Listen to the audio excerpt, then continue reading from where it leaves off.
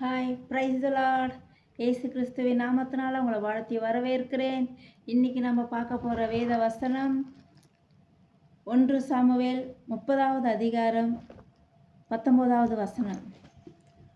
அவர்கள் கொள்ளையாடி கொண்டு போன எல்லாவற்றிலும் சிறியதிலும் பெரியதிலும் குமாரரிலும் குமாரத்திகளிலும் ஒன்றும் குறைவுபடாமல் எல்லாவற்றையும் தாவீது திருப்பி கொண்டான். பார்த்தீங்களா? ஒரு காலத்தில் தாவீது ரொம்ப உடஞ்சி போயிருந்தார். அவருக்கு எல்லாராலும் பகைக்கப்பட்டார். அவர் சொந்த மாமனாரால், ஃப்ரெண்ட்ஸால், அவங்க சொந்த ஆண்டவரே அவங்க கூட இருந்தவங்களால் எல்லாராலையும் பகைக்கப்பட்டார். ஒருத்தர் கூட அவருக்கு உதவியாக இல்லை. யாரெல்லாம் அவருக்கு ஹெல்ப்பிங்காக இருந்தாங்களோ அவங்க எல்லாராலையும் அவர் பகைக்கப்பட்டார்.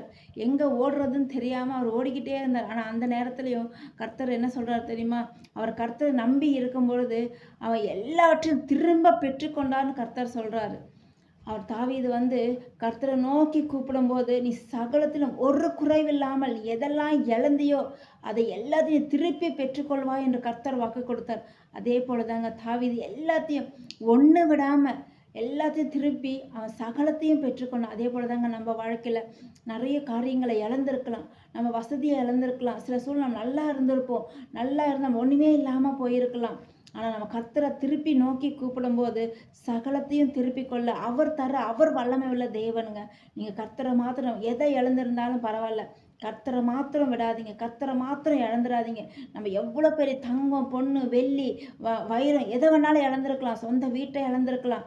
ஆனால் அதை காட்டிலும் நம்மளுக்கு மேன்மையான வாழ்க்கை எது தெரியுமா? கர்த்தரோடு இருக்கிறது தான். கர்த்தரோடு வாழ்கிறது தான் ஒரு உண்மையான வாழ்க்கை. நம்ம இந்த வாழ்க்கைலாம் கொஞ்ச நாள் தாங்க. 60 வருஷம், மிஞ்சி போனால் ஒரு 70 வருஷம், ஒரு 80 வருஷம். ஆனால் நம்ம நித்தியமாக வாழணும்னா கர்த்தருடைய கிருபை நமக்கு வேணுங்க. கர்த்தரோடு நம்ம வாழும்போது அவர் 1000 வருஷம் அரசாளுகிற வருஷம் கர்த்தர் நம்ம கூட இருக்க போகிறார். அந்த வாழ்க்கை தாங்க நம்ம நித்தியமான வாழ்க்கை.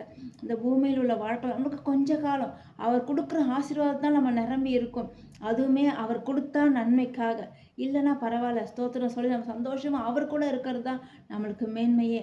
நம்ம ஜெபிக்கலாமா? ஆண்டவரே, நீங்கள் எது கொடுத்தாலும் எங்கள் நன்மைக்காகவே தான் இருக்கும் ஆண்டவரே.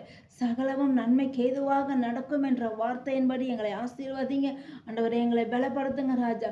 நாங்கள் எதெல்லாம் இழந்தோமோ ஆண்டவரே, அப்பா ஆண்டவரே, எங்களுக்கு அதெல்லாம் ரெட்டிப்பாய் நாங்கள் திருப்பிக் கொள்ள உதவி செய்யுங்க ஆண்டவரே.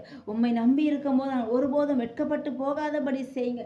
தாவீது சகலத்தையும் திருப்பி கொண்டது போல நாங்களும் எங்களுடைய வாழ்க்கையில் எதெல்லாம் இழந்தோமோ, சந்தோஷம், நிம்மதி, ஆண்டவரே, கௌரவம், எல்லாவற்றையும் இழந்ததை எல்லாவற்றையும் திரும்ப எங்களுக்கு கொடுக்க போகிறீங்க. அதற்காக நன்றி.